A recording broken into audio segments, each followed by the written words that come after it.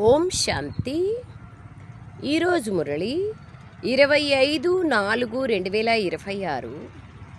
మధురమైన పిల్లలారా, పిల్లలైన మీకోసం కొత్త రాజ్యస్థాపన చేసేందుకు బాబా దూరదేశం నుండి వచ్చారు.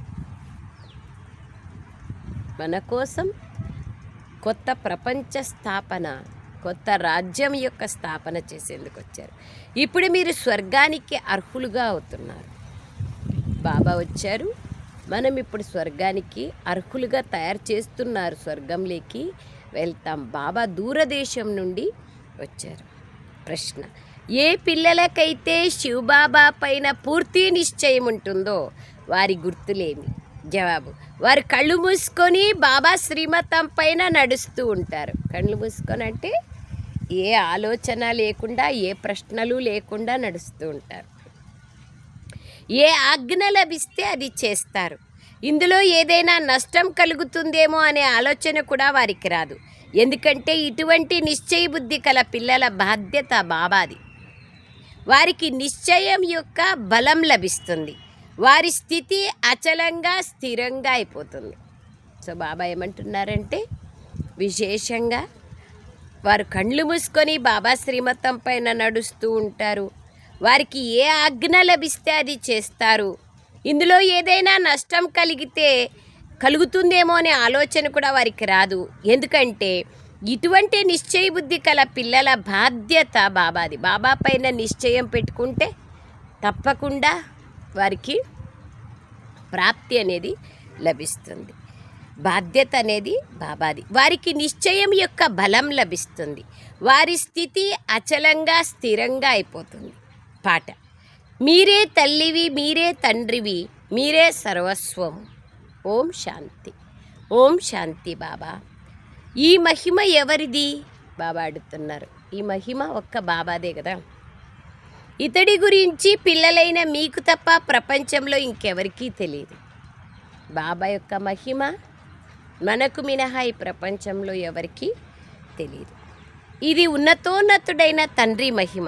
ఇంకెవరి మహిమ చేసినా అది వ్యర్థమే. ఉన్నతోన్నతమైన వారు ఒక్క శివబాబాని. బాబా అంటున్నారు, మీరే తల్లి, తండ్రి, మీరే సర్వస్వము అనేది పాట. మీరే సర్వ సంబంధాలు, బంధువు, గురువు, సఖుడు, స్వామి, సర్వం మీరే. ఈ మహిమ ఎవరిది అని బాబా అడుగుతున్నారు. అతడి గురించి పిల్లలైన మీకు తప్ప ప్రపంచంలో ఎవ్వరికీ తెలియదు. బాబా గురించి మనకు తప్ప ప్రపంచంలో ఎవ్వరికీ తెలియదు. ఇది ఉన్నతోన్నతుడైన తండ్రి మహిమ. ఇంకెవరి మహిమ చేసినా అది వ్యర్థమే. భగవంతుని యొక్క మహిమకే లాభం ఉంది, కానీ ఇంకందరి మహిమ వ్యర్థమే కదా. మానవుల మహిమ, దేవతల మహిమ కొంచెం వాల్యూ చేసినంత పుణ్యమే. దానికంటే గొప్పది భగవంతుని యొక్క మహిమ. ఉన్నతోన్నతమైన వారు ఒక్క తండ్రియే. కానీ ఆ తండ్రి పరిచయాన్ని ఎవరివ్వాలి? వారే స్వయంగా వచ్చి ఆత్మ పరిచయాన్ని, తన పరిచయాన్ని ఇస్తారు. మనుష్య మాత్రులు ఎవ్వరికీ ఆత్మ పరిచయం కూడా లేదు. మహాత్మ, జీవాత్మ అని అంటూ ఉంటారు, కానీ ఏమీ తెలియదు. శరీరం మరణించినప్పుడు ఆత్మ వెళ్ళిపోతుంది, అంతే కదా. ఆత్మ వెళ్ళిపోయిందంటే శరీరం కట్టెతో సమానం కదా. కళ్ళు తెరిచి ఉంటే అట్లే తెరుచుకొని ఉంటాయి. అందుకే చెప్తారు, కళ్ళల్లో పోయింది ప్రాణము, అందుకే కళ్ళు తెరుచుకొని ఉన్నాయి, మూసేయండప్ప అంటారు. మళ్ళీ ఇంకా రెండుసేపు, గంట 2 గంటలు అయిందంటే మూత పడవి, ఇంకా అయిపోయి, కట్టెతో సమానం కదా. అదే బాబా అంటున్నారు, ఆత్మ లేదంటే శరీరం ఏమిటికి పనికిరాదు. శరీరం మరణించింది అంటారు, ఆత్మకు వినాశం లేదు. అది ఎప్పుడూ అంతం అవ్వదు. నక్షత్రం వలె ఉన్న ఆత్మ అతి సూక్ష్మమైంది. అది ఈ కండ్లకు కనిపించదు. కర్తవ్యాలన్నీ ఆత్మనే చేస్తుంది. కానీ గడియ గడియ దేహాభిమానంలోకి రావడం వలన నేను ఫలానాను, నేను ఇది చేస్తున్నాను అని భావిస్తారు. వాస్తవానికి అన్నీ ఆత్మనే చేస్తుంది. శరీరం కేవలం అవయవాలు మాత్రమే. ఆత్మ చాలా సూక్ష్మమైనది. అది ఈ భృకుటి మధ్యలో ఉంటుందని సాధువులు మొదలైన వారికి కూడా తెలుసు. కానీ ఆత్మలో ఈ పాత్రను అభినయించే సంస్కారం ఉంటుందన్న జ్ఞానం వారికి లేదు. ఆత్మలోనే సంస్కారం ఉంది. మనం చేసిన కర్మల యొక్క సంస్కారం ఆత్మనే తీసుకెళ్తుంది. ఈ జ్ఞానం ఎవరికీ లేదు. ఆత్మలో సంస్కారాలు ఉండవని ఆత్మ నిర్లేపని కొందరంటారు. కొందరు సంస్కారాల అనుసారంగా జన్మ లభిస్తుందని అంటారు. మతభేదాలు ఎన్నో ఉన్నాయి. ఒక్కొరొకో రకంగా చెప్తూ ఉంటారు. ఆత్మకి ఏమీ అంటదని కొందరంటారు. అంటకపోతే పాపాత్మ పుణ్యాత్మ అని ఎందుకంటారు? అందరూ ఒకేలాగా ఉంటారు కదా. సో ఇదన్నీ ఆలోచన చేయాల్సిన విషయం. పాత్రను అభినయించే సంస్కారం ఆత్మలోనే ఉంటుందని జ్ఞానం వారికి లేదు. ఆత్మలో సంస్కారాలు ఉండవు, ఆత్మ నిర్లేపి అని కొందరు అంటారు. కొందరు సంస్కారాల అనుసారంగా జన్మ లభిస్తుంది అంటారు. మతభేదాలు ఎన్నో ఉన్నాయి. ఒక్కొక్క వ్యక్తికి ఒక్కొక్క మతం అయిపోయింది. ఏ ఆత్మలు 84 జన్మలు తీసుకుంటాయో కూడా ఎవరికీ తెలీదు. సూర్యవంశీలే 84 జన్మల చక్రాన్ని తిరగాల్సి ఉంటుంది. ఆత్మనే 84 జన్మల చక్రాన్ని తిరిగి పతితంగా అవుతుంది. దాన్ని ఇప్పుడు పావనంగా ఎవరు తయారు చేస్తారు? పతిత పావనుడు ఉన్నతోన్నతమైన వారు ఒక్క బాబాని. వారి మహిమ అందరికన్నా ఉన్నతమైనది. 84 జన్మలను అందరూ తీసుకోరు. చివరిలో వచ్చేవారు 84 జన్మలను తీసుకోలేరు. అందరూ ఒక్కసారిగా కలిసి రారు. ఎవరైతే మొట్టమొదట సత్యుగంలోకి వస్తారో, సూర్యవంశీ రాజులు మరియు ప్రజలు ఎవరైతే ఉంటారో వారు 84 జన్మలను తీసుకుంటారు. ఆ తర్వాత మనుషులు ఎంతగానో వృద్ధి అవుతారు. కొందరు 83, కొందరు 80 జన్మలు తీసుకుంటారు. అక్కడ సత్యుగంలో పూర్తి 150 సంవత్సరాల ఆయుష్ ఉంటుంది. 150 సంవత్సరాలు జీవిస్తారు అందరూ. ఎవ్వరూ త్వరగా చనిపోరు. ఆ విషయాలను బాబాయే వచ్చి కూర్చొని అర్థం చేయిస్తారు. ఇప్పుడు ఎవరికీ పరంపిత పరమాత్మ గురించి తెలీదు. ఏ విధంగా మీ ఆత్మ ఉందో అలాగే నా ఆత్మ కూడా ఉంది. మీరు కేవలం జనన మరణాలు లేకొస్తారు, నేను రాను. బాబా ఎంత బాగా స్వీట్గా చెప్తున్నారు చూడండి. మీరెట్లనో నేను అట్లనే, కానీ మీరు జనన మరణాలు లేకొస్తారు, కానీ నేను రాను అంటున్నారు బాబా. అంతే కదా, బాబా జనన మరణాతీతులు. ఆయన జనన మరణాల్లోకి రారు.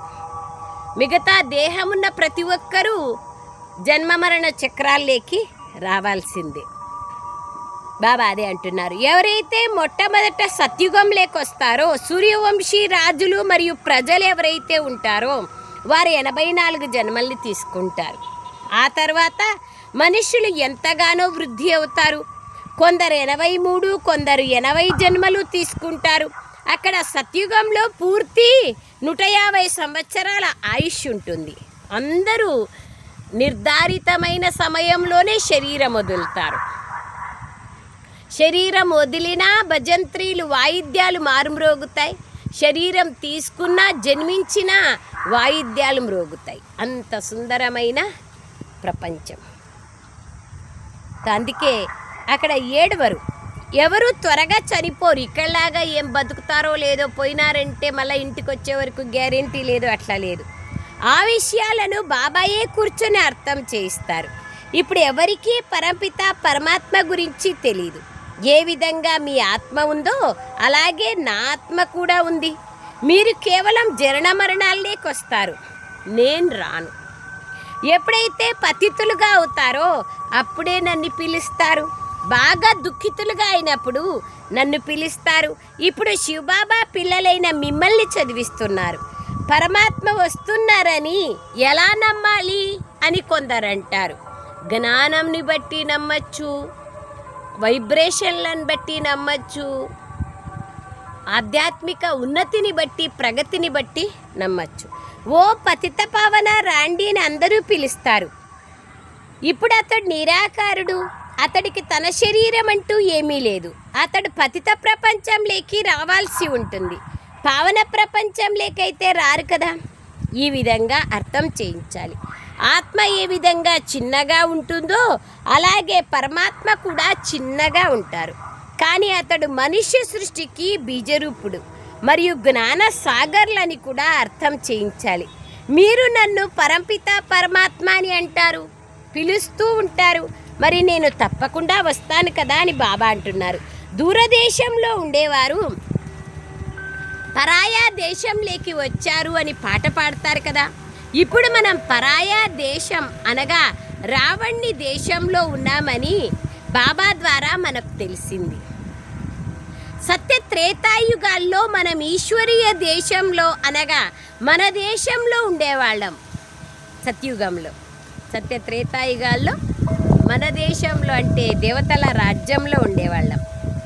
మళ్ళీ ద్వాపర యుగం నుంచి పరాయా దేశం పరాయా రాజ్యంలోకి వచ్చేస్తాం, వామ మార్గంలోకి వచ్చేస్తాం. మళ్ళీ భక్తి ప్రారంభం అవుతుంది. మొట్టమొదట శివబాబా భక్తిని చేయడం ప్రారంభిస్తాం ద్వాపర యుగ ప్రారంభంలో. వారు శివునికి ప్రతిరూపంగా పెద్ద శివలింగాన్ని తయారు చేస్తారు. కానీ నిజానికి వారంత పెద్దగా ఉండరు, అంత పెద్ద శివలింగం అంత పెద్దగా ఉండరు. ఆత్మ మరియు పరమాత్మలలో ఉన్న తేడా ఏమిటో ఇప్పుడు మీరు అర్థం చేసుకున్నారు. అతడు జ్ఞాన సాగర్లు, సదా పావనులు, సుఖ సాగర్లు, ఆనంద సాగర్లు. ఇదంతా పరమాత్మ మహిమయే కదా. ఓ పతిత పావన రాండి అని ఇప్పుడు పిలుస్తారు. అతడు పరంపిత పరమాత్మ అయినారు. వారు కల్పకల్పము వస్తారు. దూరదేశంలో ఉన్న ఆ యాత్రికుడిని పిలుస్తారు.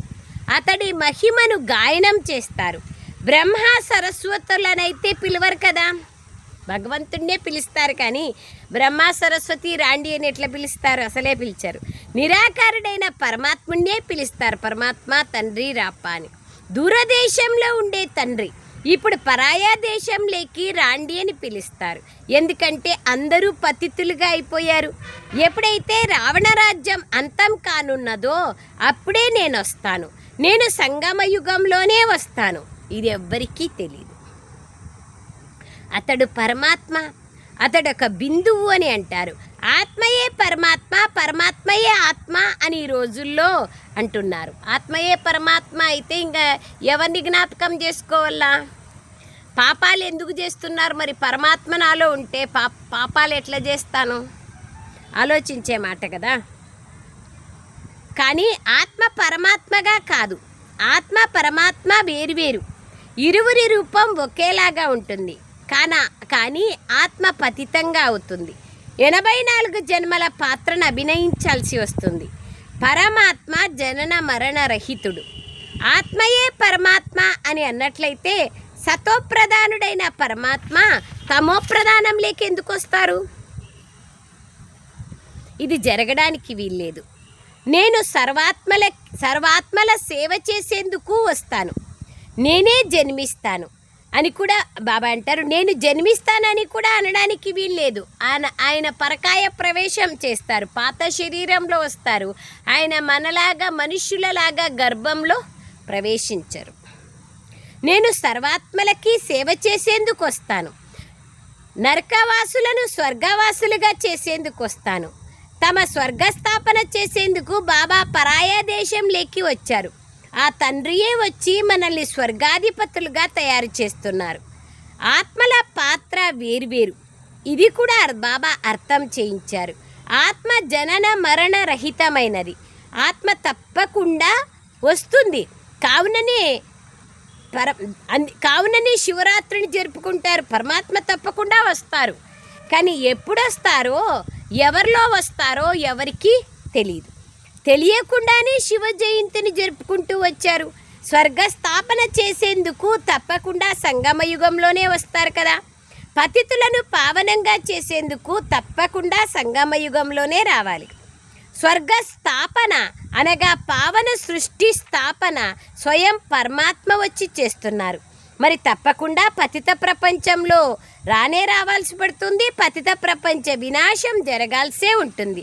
అప్పుడే పావన ప్రపంచ స్థాపన జరుగుతుంది. బాబా ప్రతి యుగంలోనూ రారు. నేను సంగమ యుగంలోనే వచ్చి పతిత ప్రపంచాన్ని పావనంగా తయారు చేస్తానని స్వయంగా భగవంతుడే చెప్తున్నారు. ఇది పరాయా దేశం, రావణి దేశం.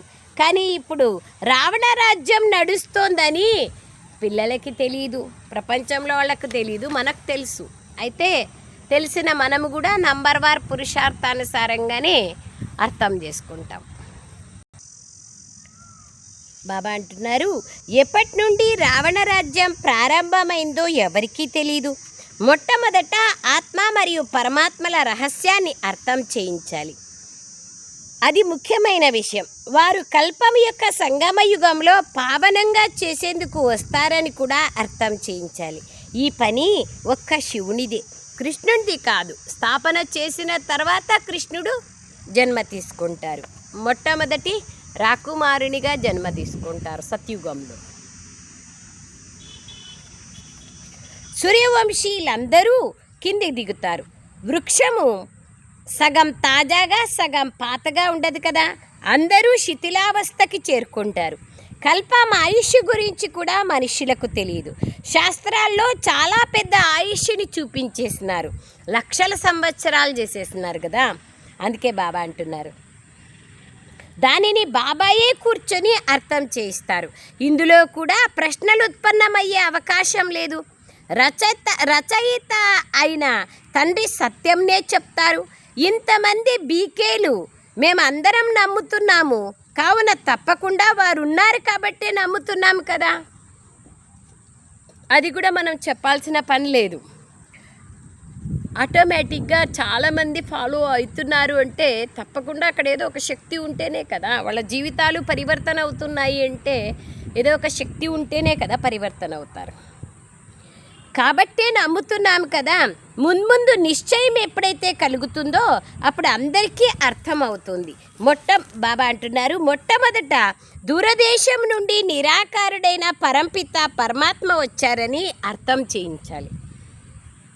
కానీ ఏ శరీరం లేకొచ్చారు? వారు సూక్ష్మతంలోకి వచ్చి ఏం చేస్తారు? తప్పకుండా ఇక్కడికే రావాల్సి ఉంటుంది. ప్రజాపిత బ్రహ్మ కూడా ఇక్కడే కావాలి కదా. బ్రహ్మ ఎవరో కూడా బాబా అర్థం చేయిస్తారు. బ్రహ్మ ఎవరు? బ్రహ్మ శివబాబా యొక్క రథం. శివబాబా బ్రహ్మ ద్వారానే సృష్టి స్థాపనా కార్యాన్ని చేస్తున్నారు. నేను ఎవరిలేకైతే ప్రవేశించానో అతడికి తన జన్మల గురించి తెలీదు. పిల్లలైన మీకు కూడా ఇంతకుముందు తెలీదు, అంతే కదా బాబా. నేను ఎప్పుడైతే దత్తు తీసుకుంటానో అప్పుడే మీరు నా పిల్లలుగా అవుతారు. మీరు మీ జన్మలని మర్చిపోయారా అని బాబా అడుగుతున్నారు. నేను ఇతడితో పాటు పిల్లలైన మీకు కూడా జ్ఞానాన్ని చెప్తున్నారు. బాబా అందరికీ చెప్తారు. బాబా అంటున్నారు, ఇప్పుడు సృష్టి చక్రం పూర్తి అవుతోంది, ఇది మళ్ళా పునరావృతం అవుతుంది. నేను పావనంగా తయారు చేసేందుకు రాజయోగాన్ని నేర్పించేందుకు వచ్చానని బాబా చెప్తున్నారు. పావనంగా అయ్యేందుకు ఇంకా వేరే మార్గమే లేదు బాబా స్మృతి మినహా. ఈ రహస్యం మనుషులకు తెలిసినట్లయితే గంగలో స్నానం చేసేందుకు, మేళలు మొదలైన వాటికి ఎవ్వరూ వెళ్ళరు. ఈ నీటి నదులలో ఎల్లప్పుడూ స్నానం చేస్తూనే ఉన్నారు. నీళ్ళ నదుల ద్వారా పావనమయ్యేట్లుంటే ఇంకా జైలు, హాస్పిటలు, కోర్టు కచేరీ ఇవన్నీ అవసరం లేదు కదా. ధర్మరాజుపురి అసలే అవసరం లేదు. పాపం చేసిన వాళ్ళందరినీ నీళ్ళల్లో తీసుకుపోయి ముంచితే అయిపోయింది. కానీ పంచతత్వాలు కూడా బాబా కార్యంలో సహాయం చేసినందుకు పంచతత్వాలకి కూడా గాయనం ఉంది. అందుకే బాబా అంటున్నారు, రహస్యాన్ని తెలియచేయండి. ఆత్మయే పరమాత్మ అయిన ఆత్మ, బాబా అంటున్నారు, ఆత్మయే పరమాత్మ తెలియచేయండి. ఆత్మయే పరమాత్మ అయిన తండ్రిని పిలుస్తోంది. ఆత్మయే పరమాత్మ అంటారు కానీ ప్రపంచంలో వాళ్ళు పరమాత్మ అయినప్పుడు మళ్ళీ ఎవరిని పిలిచేది? ఆత్మ. ఎందుకు పిలిచాలా? తనకంటే గొప్పవాళ్ళైతేనే కదా పిలిచాలా. ఇవన్నీ విషయాలు అర్థం చేసుకోవాల్సిన విషయాలు. ఆత్మయే పరమాత్మ అయిన తండ్రిని పిలుస్తుంది. అతడు నిరాకారుడు. ఆత్మ కూడా నిరాకారమైనది. ఈ ఇంద్రియాల ద్వారా ఆత్మ పిలుస్తుంది, నోరు ద్వారా. భక్తి తర్వాత భగవంతుడు వస్తారు. ఇది కూడా డ్రామాలో పాత్రగా ఉంది. నేను కొత్త ప్రపంచాన్ని రచించేందుకు రావాల్సి ఉంటుందని బాబా అంటారు. శాస్త్రాల్లో కూడా భగవంతునికి సంకల్పం కలిగింది, భగవంతుడు సృష్టిని రచించినారు అని అంటారు. మరి తప్పకుండా డ్రామా ప్లాన్ అనుసారంగానే సంకల్పం వచ్చి ఉంటుంది కదా. ఇంతకుముందు ఈ విషయాలు అర్థమయ్యేవి కాదు. దినప్రతిదినము అర్థం చేసుకుంటూ పోతారు.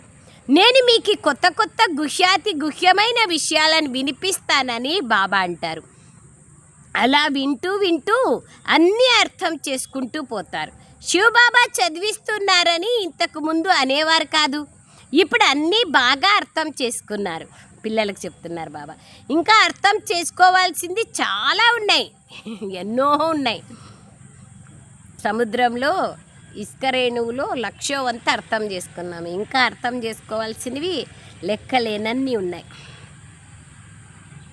బాబా అదే అంటున్నారు, ఇంకా అర్థం చేసుకోవాల్సినవి ఎన్నో ఉన్నాయి, మిగిలి ఉన్నాయి. ఎవరికి ఎలా అర్థం చేయించాలో బాబా రోజు చెప్తూ ఉంటారు. బేహద్దు తండ్రి అర్థం చేయిస్తున్నారు కాబట్టి వారు తప్పకుండా సత్యంనే వినిపిస్తారు కదా. మొట్టమొదట నిశ్చయం ఉండాలి. ఇందులో అర్థం కాని విషయం ఏమీ లేదు. కొందరు పిల్లలు పక్కాగా ఉన్నారు, కొందరు కచ్చాగా ఉన్నారు. కచ్చాగా ఉంటే ఎవరికీ అర్థం చేయించలేరు. స్కూల్లో కూడా నంబర్ వారుగా ఉంటారు కదా. పరంపిత పరమాత్మ వచ్చి చదివిస్తున్నారని మేము ఎలా నమ్మాలి అని అనేక మందికి సంశయం కలుగుతుంది. ఎందుకంటే వారి బుద్ధిలో శ్రీకృష్ణుడు జ్ఞానం వినిపించాడని ఉంది. ఇప్పుడు పతిత ప్రపంచంలోకైతే కృష్ణుడు రాలేడు కదా. పరమాత్మయే పతిత శరీరంలోకి పతిత ప్రపంచంలోకి రావాల్సి ఉంటుంది. వారికి నిరూపించి చెప్పండి. ప్రతి ఒక్కరికి వారి వారి బుద్ధి ఉంది. కొందరు వెంటనే అర్థం చేసుకుంటారు. ఎంత వీలైతే అంత అర్థం చేయించండి. బ్రాహ్మణులందరూ ఒకేలాగా ఉండరు, కానీ దేహాభిమానం పిల్లల్లో చాలా ఉంది. పిల్లలు నంబర్ వారుగా ఉన్నారని ఈ బాబాకు కూడా తెలుసు. ఆజ్ఞానుసారంగా పిల్లలు నడుచుకోవాలి. పెద్ద బాబా ఏదైతే చెప్తున్నారో దాన్ని అంగీకరించాలి. పెద్ద బాబా అంటే శివబాబా. గురువులు చెప్పింది వింటూ వింటూ వచ్చారు కదా. బాబా అంటారు, ఇప్పుడు స్వర్గానికి తీసుకెళ్లే బాబా మాటను కళ్ళు మూసుకొని అంగీకరించాలి. కానీ ఇటువంటి నిశ్చయ బుద్ధి కలవారు లేనే లేరు చెప్పేశ్రీ బాబాని. అందులో నష్టం కలిగినా కూడా లేదా లాభం కలిగినా వెంటనే అంగీకరించాలి. బాబా ఏదైనా చెప్పినప్పుడు దానివల్ల నష్టం కలిగినా ఎల్లప్పుడూ బాబానే బాధ్యులు అని భావించండి. ఇది బ్రహ్మ చెబుతున్నారు అని అనుకోవాకండి. దాని బాధ్యత శివబాబానే వహిస్తారు. ఇది వారి రథం, బ్రహ్మరథం. కావున శివబాబాయే సర్దిద్దుతారు ఏదైనా అట్లా జరిగినా. నేను కూర్చున్నాను కదా అని శివబాబా అంటున్నారు. ఎల్లప్పుడూ శివబాబాయే వినిపిస్తున్నారు. వీరికి ఏమీ తెలియదు అని భావించండి. నేను చెప్పింది విన్నట్లయితే మీ కళ్యాణం జరుగుతూ ఉంటుంది. ఈ బ్రహ్మ కూడా ఏదైనా చెప్తే దానికి కూడా నేనే బాధ్యుణ్ణి. పిల్లలైన మీరు చింతించకండి అని శివబాబా అంటారు. ఈ నిశ్చయాన్ని ఉంచాలి. శివబాబాను స్మృతి చేయడం ద్వారా మీ స్థితి ఇంకా పక్కాగా అయిపోతుంది. నిశ్చయంలో వికర్మలు కూడా వినాశమైపోతాయి. నిశ్చయంలో అంత శక్తి ఉంది, వికర్మలు కూడా వినాశమైపోతాయి. నిశ్చయం ఉంటే బాగా స్మృతి చేస్తారు. నిశ్చయ బుద్ధి విజయంతి కదా. నిశ్చయంలో వికర్మలు కూడా వినాశం అవుతాయి. అలాగే శక్తి కూడా లభిస్తుంది. ఎంతగా బాబాను స్మృతి చేస్తారో అంత ఎక్కువగా శక్తి లభిస్తుంది. ఎవరైతే శ్రీమతం పైన నడుస్తూ సేవ చేస్తారో వారే ఉన్నత పదవిని పొందుతారు. చాలామందిలో దేహాభిమానం ఎక్కువగా ఉంది. బాబాను చూడండి, అందరితో ఎలా ప్రేమగా నడుచుకుంటున్నారో. బాబా అందరితోనూ మాట్లాడుతూ ఉంటారు.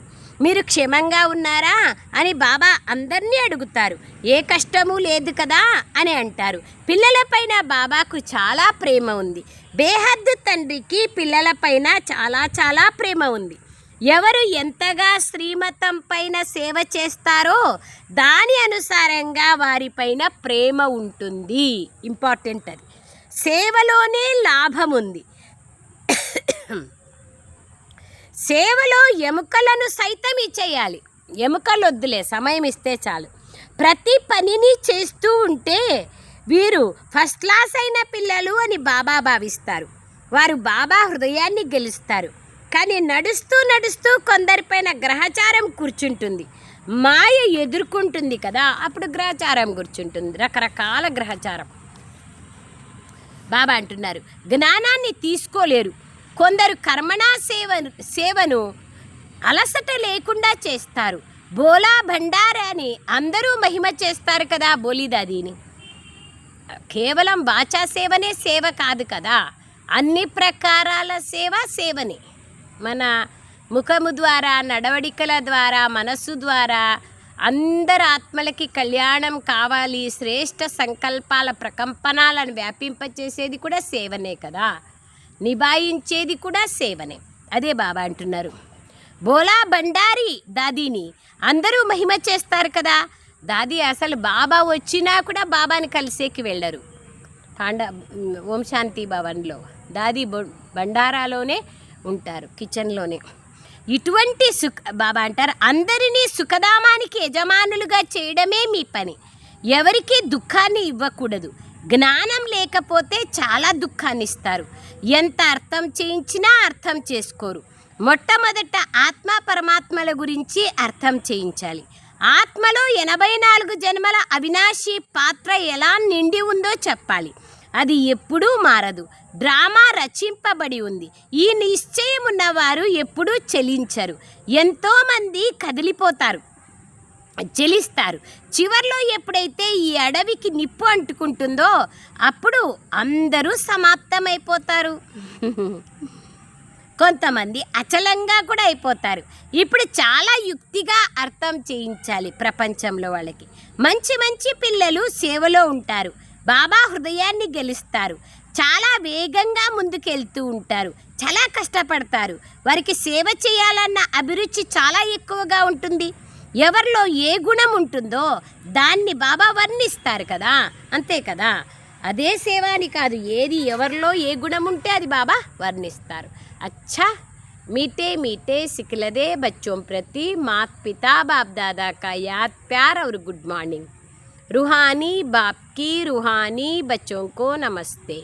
हम रूहानी बच्चों की रूहानी माता पिता बाप दादा को याद प्यार गुड मॉर्निंग और नमस्ते नमस्ते नमस्ते. बाबा नमस्ते. थैंक यू बाबा. ధన్యవాదాలు తండ్రి. సారాంశం బాబా అంటున్నారు, సేవలో ఎముకలను సైతం ఇచ్చేయాలి. ఏ విషయంలోనూ సంశయం పడకూడదు. అందరికీ సేవ ద్వారా సుఖాన్ని ఇవ్వాలి, దుఃఖాన్ని ఇవ్వకూడదు. రెండవ పాయింట్, నిశ్చయం యొక్క శక్తి ద్వారా మీ స్థితిని అచలంగా తయారు చేసుకోవాలి. ఏ శ్రీమతం లభించినా అందులో కళ్యాణం ఇమిడి ఉంది. ఎందుకంటే దానికి బాబా బాధ్యులు. కావున మీరు చింతించకూడదు. వరదానం, యోగయుక్త స్థితి ద్వారా సూక్ష్మమైన లేదా కఠినమైన బంధనాలను దాటేసే బంధనముక్తులుగా కండి. యోగయుక్త స్థితితో సూక్ష్మమైన కఠినమైన బంధనాలను దాటేసే బంధనముక్తులుగా కండి. ఎవరు యోగయుక్తులుగా ఉంటారో వాళ్ళే బంధనముక్తులుగా కాగలరు. యోగయుక్తులుగా ఉన్నదానికి గుర్తు బంధనముక్తులుగా ఉంటారు. యోగయుక్తులుగా అవ్వడం అన్నింటికన్నా పెద్ద అంతిమ బంధన స్వయంని వివేకవంతులుగా భావిస్తూ శ్రీమతంలో తమ బుద్ధి యొక్క అద్భుతాన్ని భావించడం. ఏమంటున్నారు బాబా? యోగయుక్తులుగా అవ్వడంలో అన్నింటికంటే పెద్ద అంతిమ బంధనం ఏది అంటే స్వయంని నన్ను నేను వివేకవంతులుగా తెలుసుకొని శ్రీమతంలో తమ బుద్ధి యొక్క అద్భుతం, శ్రీమతాన్ని నేనే చమత్కారం చేసినాను అని స్వయం పైన దాన్ని లాగు చేసుకుంటారు. అంటే దేహభ్రాంతి లేకొస్తారు, నేను నాది అనే లేకొస్తారు అంటున్నారు బాబా. అనగా శ్రీమతంలో తన బుద్ధిని మిక్స్ చేస్తారు. దాన్ని బుద్ధి యొక్క అభిమానం అంటారు. ఎప్పుడైనా ఎవరికైనా ఈ బలహీనత ఉంది అని సూచన ఇస్తే, అనగా మన చెడు గురించి ఎవరైనా చెప్తే ఆ సమయంలో వ్యర్థ సంకల్పాలు కొద్దిగా కూడా రాకూడదు. కొద్దిగా వ్యర్థ సంకల్పాలు వచ్చినా బంధనమే. ఎప్పుడైతే ఈ బంధనాలను దాటేసి ఓటమి గెలుపులలో, నిందాస్తుతులలో సమాన స్థితిని తయారు చేసుకుంటారో అప్పుడే సంపూర్ణ బంధనముక్తులు అని పిలువబడతారు. స్లోగన్, మొదట ఆలోచించడము, తర్వాత చెయ్యడము. ఇదే జ్ఞాని ఆత్మల గుణం. అవ్యక్త సూచన, మహానులుగా అయ్యేందుకు మధురత మరియు నమ్రత గుణాలను ధారణ చేయండి. ఈ నెల శీర్షిక. ఈరోజు విషయం, ఏమీ తెలియని చిన్న బాబు ఏదైనా నష్టపరిస్తే వస్తువును ఆటబొమ్మగా భావించి తీసుకుంటే ఆ పిల్లవాడి నుంచి దాన్ని విడిపించుకోవటానికి మరేదైనా ఇచ్చి దాన్ని వదిలింప చేయాల్సి ఉంటుంది. అలాగే ఎవరైతే అల్పకాలానికి చెందిన పేరు ప్రతిష్టలు అల్పకాలికమైన కోరికలపైన మనసు పెట్టుకుంటే వారికి గౌరవాన్నిచ్చి స్వయం నిర్మాణులుగా కండి. ఆ సమయంలో ఒకవేళ వారికి శిక్షణ ఇవ్వాలనుకుంటే వారిలో ఘర్షణ మొదలవుతుంది. అభిమానం ఉండే వాళ్లకు శిక్షణ ఇస్తే ఘర్షణే.